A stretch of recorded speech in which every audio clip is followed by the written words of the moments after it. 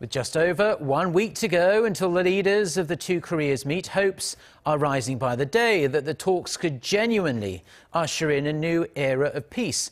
On Tuesday, President Moon Jae-in's chief of staff and chair of the summit preparation committee updated the public on the progress made thus far. Connyoung reports. If need be, South Korea's key security officials could visit Pyongyang for more high-level talks ahead of the 2018 Inter-Korean Summit, now only 9 days away.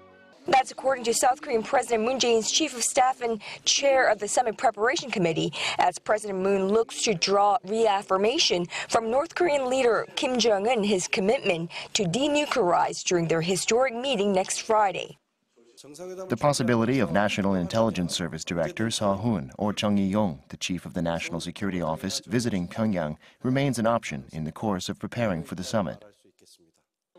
The two officials traveled to the North Korean capital as the South Korean president's special envoys in early March, where they met for the very first time North Korean leader Kim Jong-un, who offered to meet the South Korean leader, and U.S. President Donald Trump to discuss his regime's denuclearization.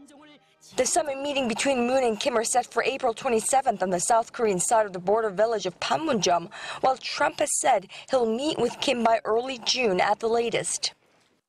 We believe the nature of the 2018 Inter-Korean Summit will be important in that it will be followed by a North Korea-U.S. summit and quite possibly lead to a three-way summit between South Korea, North Korea, and the United States.